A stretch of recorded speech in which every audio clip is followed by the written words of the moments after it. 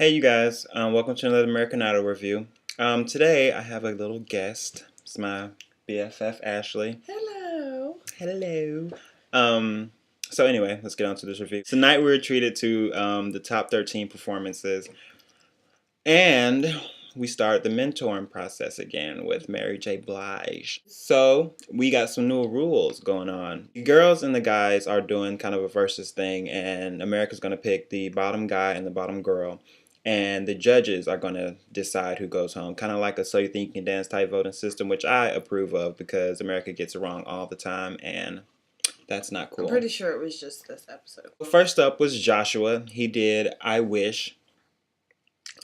I feel as if this guy can sing whatever he wants because his voice is so delicious, just like Jacob Love. He did pretty damn good in this performance. I liked it a lot. Only thing is, I keep comparing him because they are kind of alike. His hip swaying dance moves that he did today was exactly Jacob Love's odd hip rotations. You don't need to be doing that. It's not cute. Next, Elise Testone. She did I'm Your Baby Tonight.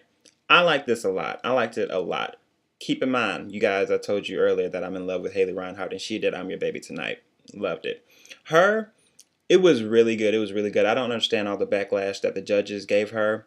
I do want to say that throughout the performance, I felt as if she was not feeling it, and she was taken out of the song. She's not usually like that. In all her performances, you can tell it's raw emotion. One and Only killed me. It's a Man's World. Her Las Vegas performance was amazing, and you can always tell that she's into the song, and she wasn't this week. So that's what the judges are picking up on. What do you think? Yeah, I think I like the performance, but like the judges, excuse me, like the judges said, I don't think it was her best. I definitely, because this week there was a lot of really strong performances, so I definitely think that one was in the bottom just because she didn't feel it, like you said. Mm-hmm. So her performance was in the bottom for me personally. She did good, but I know she could have done better. Maybe if it was a song that she actually knew and liked. Mm-hmm. I don't know if she likes that. I don't know, but maybe if it was a different song, she would have did better. But it was switched it up on her ass. For me. I'm just an Elise fangirl, so I'm always probably gonna like whatever she does. But I can understand it being bottom. She's not going home though. She's definitely not going home. I don't feel like she is anyway. Next was Jermaine Jones, and he did, what song did he do? He did Knock Me Off My Feet. I'm going to be fair. I said throughout the episode, I was like, be fair, because I don't even think he needs to be there. And I'm going to be fair. He had maybe one moment in that song where I was like, okay, that was a good note. Remember that? When he hit that? I thought it was great. But throughout the entire performance, I'm just not a fan. His voice, I can't listen to a whole CD. Yeah. He grates on my nerves, is what I'm trying to say. I mean, I don't like Jermaine, but I really just think it's because it doesn't seem like he's confident in himself. You know what I'm saying? Like he always, you can tell he's always thinking about everything, and it comes out in his voice. Right. And I personally don't think he should be there. I think that they should have brought back David Leather Jr., but that is another video because I could go off on a tangent about that. But I'll vote for Aaron Marcellus instead of David. But right. Whatever. He's relevant to me at this point. Next was Erika Van Pelt, and she did I Believe in You and Me. I'm not going to make this long because I can go on forever about Erika Van Pelt. Her voice is amazing. This song was no different. I loved it. I loved every second of it. When she hits high notes versus everybody else, they're so distinctive because it's just her voice. I keep referring to Glitter, but like I said, in Glitter by Pink, and when she you can watch it back, and when she said the word sugar, it was like this raspy quality to her voice that I just cannot get over. I love Erika Van Pelt. Edge of Glory, her Save Me song, was delectable. No other word to describe it. Delectable, huh? It was delectable. What do you have to say about that? Delectable. It was delectable. I'm not the biggest fan of Erika Van Pelt, but first when I watched it, it was alright. Then I watched it again, and it was pretty amazing. I will say that she did a very, very good job this week. Erika Van Pelt. This is more like a this for me. Up next was Colton Dixon, and he did Lately. Like his last couple of performances, I really wanted to like it. I did. Didn't do it for me too much. I just hear him as this alternative rocker, and him doing anything else is awkward to me. It is. I can't think of any other way to describe it. I came to the conclusion while you were getting dressed and everything. I came to the conclusion that he's not going to win. He's not. I can see him really getting annoying. There's nothing he can do about it because that's his voice. That's his genre. Not tonight, but his genre is like that alternative rock type gonna cut that up like a motherfucker. His area is his area. He does well in it, but I can't see him doing anything else. And you need to do, because this is a theme type show. And you got to work with the themes, and I don't think he can. I think he did a really good job, like as far as in like the way he interpreted the song into his own type of like Colton-esque type of thing. I think he did a really good job. I don't think he's gonna win American Idol. But I think he'll be like in the top 4. Oh, bullshit. I do. Top 7. Next was Shannon Magrane. Oh, Shannon Magrane. Shannon Magrane. You tried. You did. It was cute for you, sweetheart. It was cute for you. That was Bay. I'm not finna get all ghetto right now. Singing competitions in that song. That song whooped her ass. It did. It did. You reached, but you did not, what's the word? Grasp? You didn't grasp that note. You missed the ball on that one, sweetheart. Sorry. When Leona Lewis did it within UK X Factor, she is the only person in the singing competition to slay that song. She's the only one that can kill it. And Shannon, you tried. The first modulation, when you first went up and hit that high note, you did. But when it came around for the second time, America knows what happened. And I would not be surprised if you went home. Bye, bitch. Next was DeAndre Brackensick, and he did Master Disaster. Before I get into this critique, this is the bitch I was talking about who is jealous of his curly hair, his ramen noodle hair. I'm not jealous of his curly hair, because if I wanted it that bad, I could buy it. So, not jealous of his curly hair. I just need him to put that in a ponytail. It's too much. I love it. He did, like I said, Disaster. Wow. Master Blaster. And I loved it. I've been watching some critiques of DeAndre, and everyone says they can't stand his falsetto. He sits in it too much. They all said that he needs a coach. Well, he got one, and it paid off, because I loved his performance. He had energy. He wasn't all pretty with his voice like Mary J. Blige told him to stop doing. And I just felt like it was a solid performance. I don't think he's going anywhere. I thought it was, I don't have a problem with DeAndre other than his hair. I think he's a phenomenal singer. I was very happy to see him win the wild card, and I think that he did a really good job this week. Next was Skylar Laine, and she did Where Do Broken Hearts Go? In my notes, I put amazing, ... amazing. I love Skylar Laine. I loved her because I thought she was going to just bring these high performance energy concert-esque performances every week, but she slowed it down. She was in a chair. And she was in a chair for some of it, not all. Yeah, and she got up. But point is, she wasn't moving all the way around too much. And it was still flawless. I loved it. Not one part of the song I cringed at, like Shannon's. And the song did her justice. It gave her, I think it boosted her up in America's eyes, because she's not only a country artist. Well, I feel like she kind of put like a little country. Well, yeah, she put a country twang to it, but she proved that she can adapt. Unlike she could adapt her country twang to other people's songs, right? Unlike Scotty McCreery, who did the same thing every week. We're not gonna go to past idols, because people are salty that the best past undeserving idols, but whatever. Next is Heejun Han, and he did All in Love is Fair. I'm going to do my good version of this critique, and then I'm going to go into my... There is no bad version when it comes to Heejun. He could sing the Hokey Pokey, and I would vote for Heejun. I love him. Well, I thought it was all right. I thought it was Heejun. He's his own category. He has a nice soothing voice, not as good as Jermaine. I mean, not Jermaine. Not as good as Jeremy.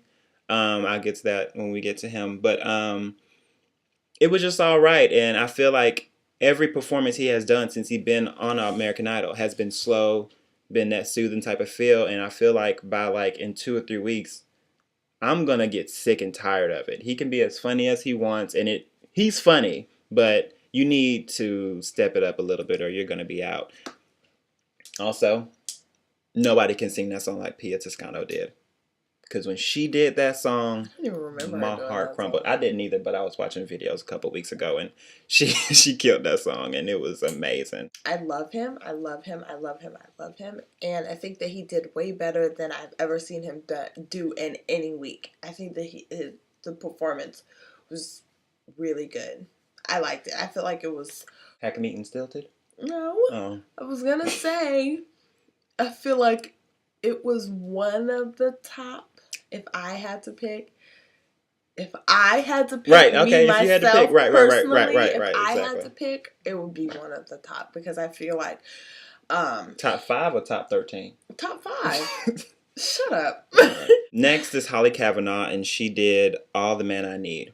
I didn't do Hollie in my last girls review, which I'm surprised at because I loved Reflections. She has such a clean and pristine voice. It is so crisp when she goes to her high notes. She executes them flawlessly. She does have some problems in her lower register when she always starts off her song like that. Yeah. But when it pays off, it pays off. And Jessica, like I told you when I was watching it, Jessica, you need to watch out because if Hollie keeps going at the speed she's going, you might have some big competition in the girls category. You might have some big competition in the girls category. Hollie, I love her. She started off like a little weird for me, so I was like, I don't know where this is gonna go. But she sung the hell out of that song. Mm-hmm. The hell out of that song. She just has an amazing voice, like a really strong voice. Such a little person. I think she's like 17. 18. She's 17. She's 18. Okay, she's 18. And she's phenomenal. Next on the roster is Jeremy Rosado. And he did Ribbons in the Sky. I love this song from Stevie Wonder. Love this song. And he did it justice. I wrote in my notes that he has one of the smoothest voices to ever grace the American Idol stage. It just does stuff to me. Like he sings and it just I can like feel the words going and through me. And those high notes. Oh, those high notes.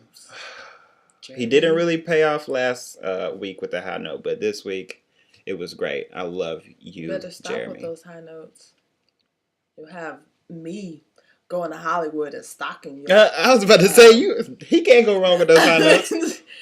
You're gonna have a crazy person on you. Like J-Lo. J-Lo is in love with Jeremy. She's not gonna let him go anywhere. She's in love with him. And they didn't mention a judge's save. They didn't mention the judge's save this I don't think they get one. I think that they have so many twists, like they brought back Jermaine, and then they get to pick who the person who goes home next week. So I don't think they get a save. I like the judge's save when they use it right. Casey Abrams.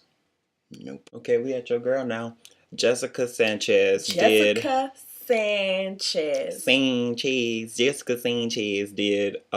Will Always Love You. And I think you just need to put amazing right there and leave it at that. The shit. It was great. It was great. And I did get all happy inside when she finished her song, and it was amazing. Only problem, which I kind of sort of told you a little bit, when Mary J. Blige was giving them critiques or whatever before the performances, and she told her, no, Jimmy stopped her and was like, you need to lay off the vibrato. Yeah. You never really notice stuff until people point it out. And I was watching some other critiques of her, and somebody pointed out the vibrato before, and I went back and watched her Las Vegas performance, and it was vibrato central. She loves working her voice like that, and they told her not to do that going into the song as much, and it was like the first note was, and